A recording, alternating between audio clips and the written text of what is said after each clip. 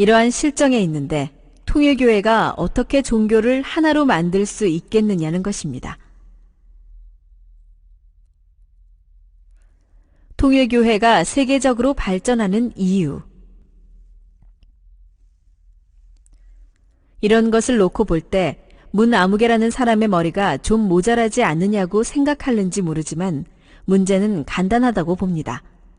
기독교 목사보다도 기독교 교인을 더 사랑할 수 있고 통일교회 교인들이 기독교 목사를 대해 그들의 교인들보다 그 목사를 더 사랑할 수 있느냐, 더 위에서 존재할 수 있느냐, 이것이 가능하다면 가능한 것입니다.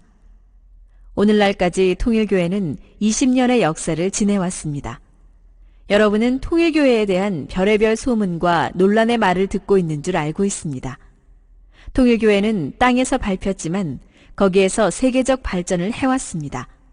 어떻게 해서 발전했겠습니까? 민족이 배반하게 될 때는 세계를 향해 갈 길이 있다는 것을 알았습니다. 민족이 가야 할 길은 세계를 위해 가는 길이 정도이기 때문에 이 길이 틀림없는 천리의 원칙이요, 만민이 가야 할 공통적인 공식이라면 세계가 알게 될 때 이 민족은 자동적으로 알 수밖에 없다는 원칙에 의해서 피어린 핍박 가운데서 우리는 외국 선교를 전개해 나왔던 것입니다. 예를 들어 말하면 일본을 개척하게 될 때는 지금부터 17년 전인 자유당 때였습니다. 한참 이화여대 사건으로 인하여 문아무개라는 사람의 처지는 땅에 떨어져서 형편없던 때였지만 본인은 앞으로 일본의 정세가 어떻게 돌아갈 것인지를 알았고 아시아의 정세가 어떻게 돌아갈 것인지를 본인 나름대로 느낀 바가 있었습니다. 그렇기 때문에 법치국가의 한 국민으로서 당시에는 위법이 될는지 모르지만 10년 내지 5년 후에는 반드시 대한민국이 우리를 필요로 할 때가 올 것을 알았기에 본인이 범죄인의 낙인이 찍히는 한이 있더라도 이 길을 단행할 수밖에 없다고 생각했습니다. 바로 1956년 여러분이 알다시피 서대문 형무소에서 석방되어 충남 갑사에 휴양을 가 있을 때 거기에 와 있던 젊은 청년을 불러서 너는 일본을 위해서 밀항하는 것이다. 사나이가 정한 길은 죽음을 각오하고 가야 된다. 라고 훈계를 했던 것입니다. 첫 번에는 일본에 입국하자마자 체포됐습니다. 1차는 실패로 돌아갔습니다. 또 보냈습니다. 2차도 실패하고 돌아왔습니다. 본인이 감옥에서 나와보니 그 당시에 통일교회는 없어졌고 한 칸의 집마저 없어진 입장이었지만 본인은 나라를 위하고 아시아를 위하여 빚을 얻어 3차의 출발을 시켰습니다. 그러던 일이 어제와 같습니다. 1958년의 일입니다. 일본의 통일교회는 그러한 형편에서 출발했습니다. 3차로 가서도 체포되어 오무라 수용소에 구금되었습니다. 그렇게 되었으니 그 사람도 큰일 난 것입니다.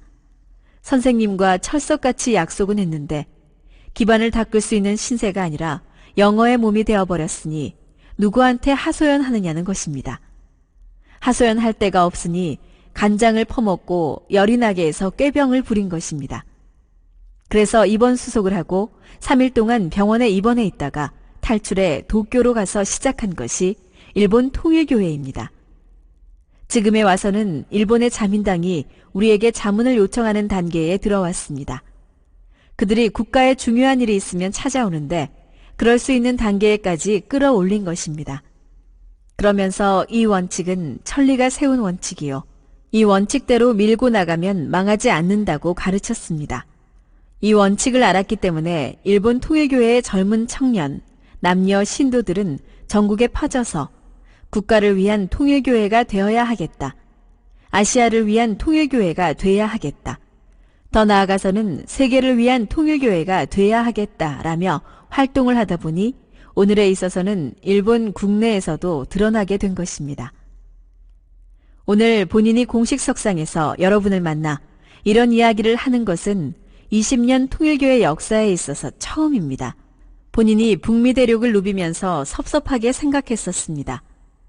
이 고아와 같은 불쌍한 사나이, 내 나라가 믿지 못하는 후배들을 뒤에 남겨놓고 이국 국민 앞에 와서 믿음을 발아야 하는 처량한 자리에 있지만 하나님은 이러한 자를 세워서 역사하셨기 때문에 나를 협조하시는 하나님은 아실 것이다.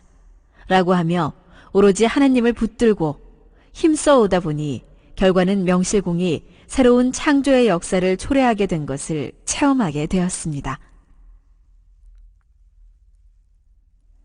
위하여 사는 데서 천국 실현이 가능하다. 오늘 저녁 여기에 참석하신 여러분도 어떤 사람이 악한 사람이고 어떤 사람이 선한 사람인지 무엇으로 측정하느냐 하는 것이 문제일 것입니다. 그러나 그것은 간단한 것입니다. 그 사람이 아무리 종교인이라도 그가 천국 갈 것이냐 지옥 갈 것이냐 하는 것을 무엇으로 측정할 수 있느냐. 나를 위해서 살아온 생애가 많으면 그는 지옥행입니다.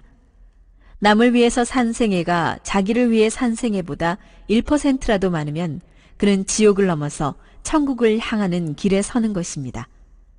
그렇지만 자기를 위해서 산 비율이 높을 때는 지옥에 가는 것입니다. 고명하신 여러 선생님들, 지금까지 우리는 대한민국 국민의 일원으로서 이 나라를 위해서 이바지해 왔습니다. 각자 자기가 처해 있는 위치에서 이바지해 왔지만 그것이 누구를 위한 것이었습니까? 전 국민이 각 분야에서 이러한 사상으로 혁명하는 날에는 아무리 대한민국이 비참하더라도 희망이 있는 것입니다. 가정에서 그러하고 사회에서 그러하고 위정자로부터 혹은 단체의 지도자로부터 이 민족의 정신 풍조가 이런 사상으로 되는 날에는 절대 망하지 않는다는 것입니다. 반드시 이 민족은 아시아에 영향을 미칠 것이고 세계에 영향을 미친다고 보는 것입니다. 이런 관점에서 우리가 어떻게 이상적 체제를 하나의 공식을 통해서 찾아볼 수 있겠느냐 하는 것을 결론적으로 말씀한다면 남편은 아내를 위해서 살고 아내는 남편을 위해서 살며 그 부부는 자식을 위해서 살고 가정은 종족을 위해서 살고 그 종족은 민족을 위해서 살고 그 민족은 나라를 위해서 살고 그 나라는 세계를 위해서 살게 되는 날에는 그 나라가 망하지 않는다는 것입니다. 하나님이 계신다면 그런 사람을 요구하는 것입니다. 하나님은 세계 만민을 자녀로 삼고 싶은 것입니다. 그렇기 때문에 하나님의 목적은 세계의 인류를 구원하는 것입니다. 더 나아가서는 우주를 구원하는 것입니다. 국가나 단일 민족권의 탈을 벗지 못한 그런 종교는 하나님의 전체의 뜻 앞에 설 수 없을 것입니다.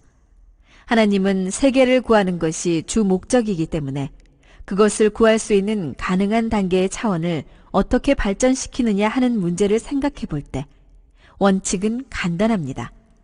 가정은 씨족을 위해 있고 씨족은 민족을 위해 있고 민족은 국가를 위해 있고 국가는 세계를 위해 있고 세계는 하나님을 위해 있으면 되는 것입니다. 그리고 세계를 위해서 있는 사람이 아니고는 온 우주를 창조하신 전지전능하신 하나님의 자녀가 될 자격이 없는 것입니다.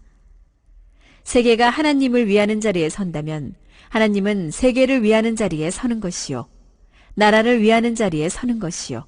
민족을 위하는 자리에 서는 것이요. 종족을 위하는 자리에 서는 것이요. 가정을 위하는 자리에 선다는 것입니다. 이 말을 다른 말로 바꾸어서 한다면 내 것은 아내의 것이요.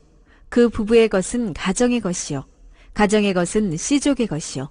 씨족의 것은 민족의 것이요. 민족의 것은 국가의 것이요. 국가의 것은 세계의 것이라는 관념을 가진 그 세계는 결국 하나님의 것이 됩니다. 하나님의 것이면 그것은 누구의 것입니까? 내 것이 되는 것입니다. 그런 자리에 나아가야만 여러분의 욕망을 최고로 달성하는 자리에 서게 됩니다. 여러분, 그렇지 않습니까? 사람은 누구나 세계 제일이 되고 싶은 그런 욕망을 가지고 있는 것입니다. 그러한 가치적인 존재가 되기 때문에 만유의 중심인 하나님의 것이 비로소 내 것이 될 수 있는 그런 영광의 자리에 인간이 설 수 있다는 것입니다. 이렇게 볼 때 위에서 사는 데서만이 가정천국의 실현이 가능한 것이요. 국가천국의 실현이 가능한 것이요. 세계천국의 실현이 가능한 것입니다.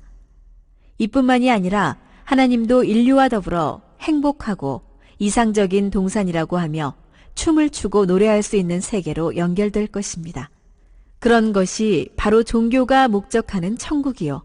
그러한 천국이 지상에서 이루어지는 것이기 때문에 그곳이 바로 지상천국이라는 결론이 나오는 것입니다.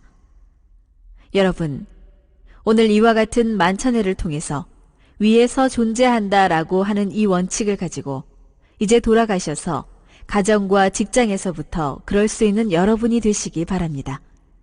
그렇게 사시는 자신을 발견하는 날, 여러분은 보다 흐뭇한 내일의 소망을 가지게 될 것이고 내일의 개척자로서의 중심적인 책임을 당당히 하는 자신을 발견할 것입니다. 부디 그럴 수 있는 여러분이 되기를 바라면서 여러분의 가정과 여러분의 사회와 이 나라의 가일층 하나님의 축복이 있기를 바랍니다. 위에 존재한다는 내용을 오늘 저녁 인사 겸 여러분 앞에 말씀드렸습니다. 이것으로 본인의 말을 끝맺고자 합니다.